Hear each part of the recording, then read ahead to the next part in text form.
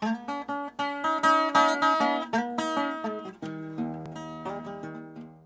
1959, Archie Edwards opened a barbershop in northeast Washington, D.C.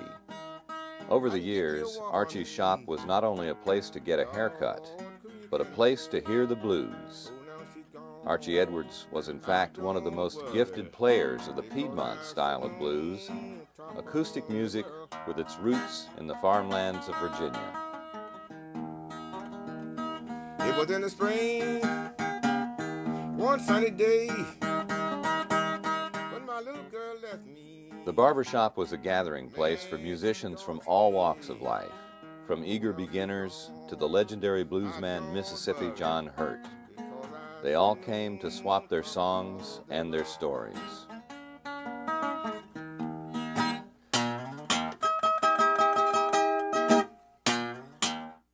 Archie died in 1998, but his friends still carry on the tradition that he began. Every Saturday, the barbershop opens its doors to musicians who love to play the blues, and to anybody who wants to listen. In the mid-'80s, I was playing blues harmonica, and I went to the Smithsonian Folklife Festival, see Cephas and Wiggins. And there was this guy named Archie Edwards who was playing. And the first thing that came to my mind was, man, this guy's got an ego problem. Because there's two guys playing guitar, and he's the only one on the stage. You got the other guy, poor guy, sitting in the back. Well, then a couple of minutes later, I realized that Archie was doing it all by himself. And I said, man, I got to learn how to do that. So I introduced myself to him, and he invited me to the barbershop. So anyway, I was there. We kind of hung out for about 15 years.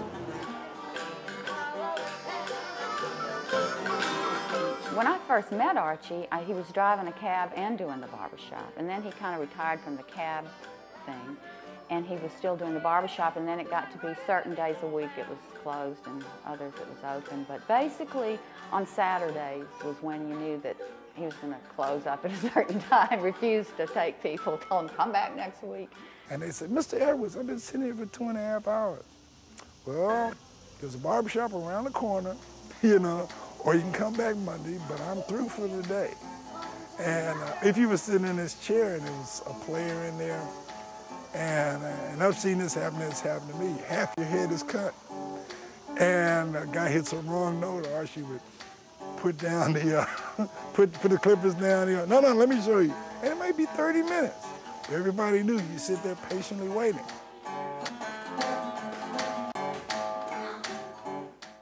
What we try to do is we try to keep it as close to the way Archie had it as we can. We only have 2 rules. One rule is we need to play acoustic music. Archie had this phobia about electricity. Oh, the guitar was a great instrument until they electrocuted the damn thing. And the other rule is respect each other.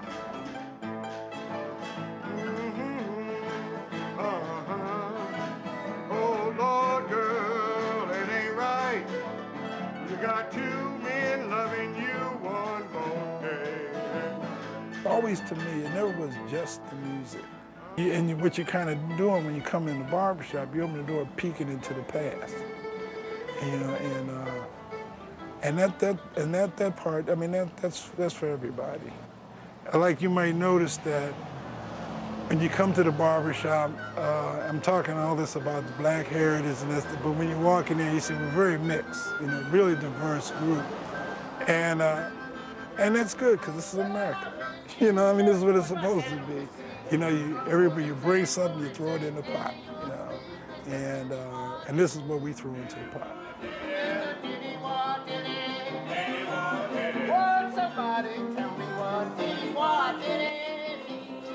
I've always liked blues. When I was young, we used to get this radio station, WLAC, and it was a clear channel station. People all over the United States were listening to it. You know, kids like listening after they were supposed to be asleep. And they had all of this really, really fine blues, and that's the first place I ever really heard it. And I just liked it, and I've always liked it. blues stopped being a popular music, or the country blues stopped being a popular music probably around the time of World War II. However, if you look at, this is just my personal opinion, you can divide blues into two categories. Blues for entertainment, and which is played in Chicago, and that's the popular blues. Then you have the blues that I call for the cultural blues. And that's the front porch guy sitting there with his guitar telling stories. And the old country blues. And to me, it's no different than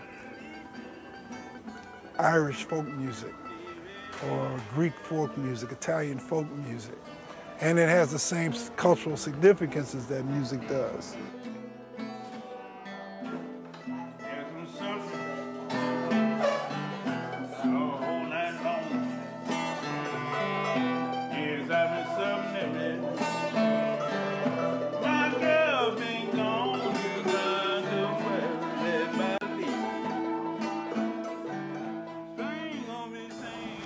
The country blues, especially more so than even the urban contemporary blues, to a lot of black people conjures up things we want to forget, like Jim Crow, lynching, discrimination, being the KKK, and all of that goes into a mix together. I like to hear, I don't want to hear old slave music, but actually, if they really listen to it, it's not about slavery, it's about redemption. It's about, thumbing your nose at, which is probably the only thing they could do at that time. You thumb your nose at the conventions and at Jim Crow. Like I consider hip hop and I consider rap as urban contemporary. It's urban blues. Same stories, same stories. And what the kids need to understand is, well, if you can listen to the guys out here now, you can relate to that, then you should be able to listen to Blind Number Jefferson, Son House. They're telling the same stories, and they were the rappers of their day. I got a wife, sweetheart too. The wife don't treat me like the sweetheart do. That won't do. No, that won't do. You hear me singing, man, that won't do. So when Archie got sick and I found out that he wasn't going to get any better, then I started thinking, well, what do we do? This barbershop is really important. All kinds of folks come through here, and there should be some kind of way to keep his legacy going. When Archie died, we just hated the idea of the barbershop closing down, becoming a donut shop or something. It's just a horrible thought. So what we did was we all kind of pitched in and to keep it open, and then we were able to form a nonprofit, and we subsist on donations. And sometimes the barbershop gets gigs for the barbershop. So. We meet every Saturday at Archie's Barbershop. It's at 2007 Bunker Hill Road in Northeast Washington, D.C. It doesn't cost you anything to come out and play with us. We'd appreciate it if you brought something to drink every so often. But what we decided to do, what we were asked to do, is come out and do some of the stuff that we do at the barbershop every Saturday.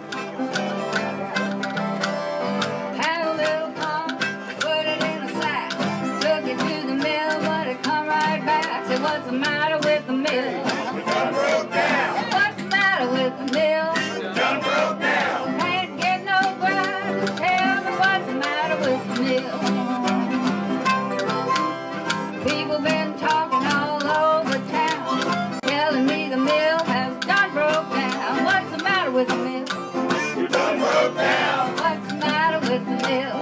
We done broke down. Can't get no grind. Tell me what's the matter with the mill? You can say can't get no grind if you want. The barbershop is important to me, first on a personal level, because I have a lot of memories of time spent here with Archie, and those are times you just, are in my memory forever. On I guess on a historical level or cultural level, to me, this was a place where you really got an understanding of, or you could get an understanding, learn a lot about your heritage as an African American, and especially with regard to blues or African American, country blues, African American folk music. Most of the guys that were here, they actually lived this stuff. I'm going up to Pittsburgh, just to see that old girlfriend of mine. Yes, I'm going to Pittsburgh, just to see that old girlfriend of mine. I haven't seen her since I was a little boy. Lord knows that's been a long, long time. It's more than a living museum. It's we hope to do some outreach to other places, other groups, and as well as to be here for people to meet and know each other and play music and be friends.